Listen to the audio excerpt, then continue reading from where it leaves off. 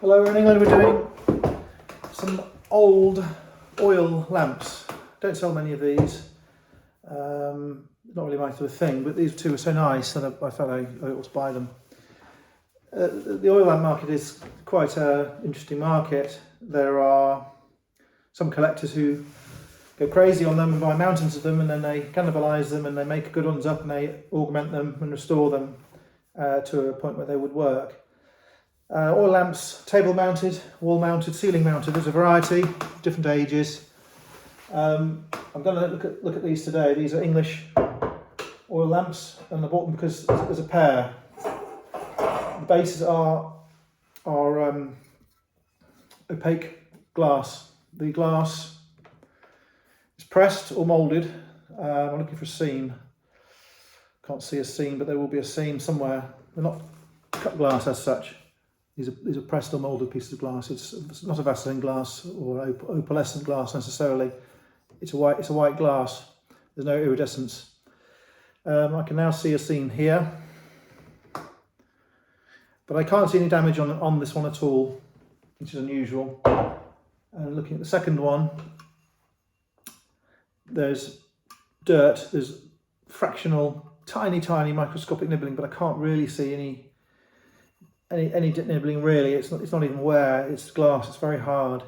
I can't see any defects in those there. There is again a seam here. In fact, there is a tiny little crack there, which looks like a bubble in the glass. Firing defect, if that's the right word. Inherent defect in the manufacture, not damage as such. Doesn't come through to the bottom. A few flecks where the glass has got a bit of kiln stuff, factory stuff stuck in it, but as I say, not damage. So unusual. Those to me put them between 1860 and 1880. That's my guess. So they're sort of high Victorian English bases. This is steel painted gold. I think that's the original finish. They could have been brassy or gilded, not sure, but those two look to me to be steel with a gold paint. These are damaged. These sections above the reservoir are damaged. So the reservoirs are this beautiful cranberry and white opalescent or coloured glass. Cranberry, white in stripes, beautiful and even. Can't see any damage on that one at all. Reservoir. Can't see any damage on that one at all. Again, very unusual. But I can see a lot of damage on the winders. There's no handle for the winder. There's no cloth wick. They're crushed. These attachments are also damaged. They are painted steel in a gold coloured paint. Probably would have been brass plated or gilded in some way. I'm not sure how they would have done it. They are badly damaged to the point of being unusable. The globes are matching the reservoirs. The bottom of the globe is cut, and I imagine they were blown with a metal tube into a wooden block with two sides, and then the bubble was cut with some shears, and then they would have used pliers to pull the floral style rim, and it's even and it's regular. You turn it upside down. They are very well made. That's extremely difficult. I don't know where they're from. If I had to guess, I'd say the Midlands, West Midland, Dudley, Stourbridge. I don't know. I think they're English. They might not be English, but I think they're English. Again, the other one cut at the bottom. No damage, no chips. Tiny nibbles, tiny. You could say that's a chip back there, but it's minute.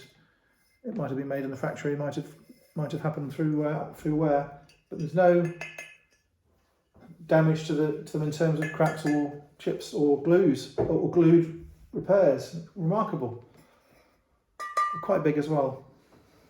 So these have had a long journey, and the glass elements, which are the interesting elements, have not been broken. There would have been an interior funnel which would have gone from the bottom up to, say, up here, a funnel to move away the soot essentially, and then it would have kept this cleaner, not clean, but cleaner. I think they're wonderful things. That one was reasonably stable. This one is not stable. But I'll assemble it to give you an idea of what you will get once you stick them together. I think they're wonderful. Really, really lovely.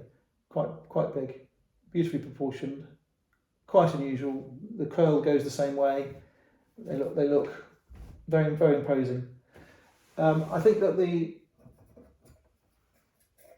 funnel would have obviously been held in this aperture here, the inner ring, whereas the exterior globe is held in this exterior ring here. I think you'll be able to find a substitute for that. If you're going to use them, then this is going to need to be replaced.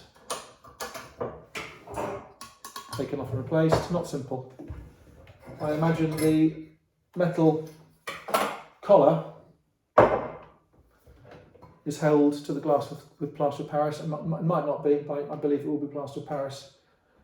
They're not screwed with a pin, so to get that off is not simple.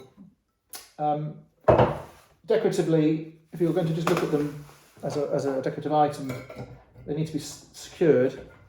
They don't need to have the burner working.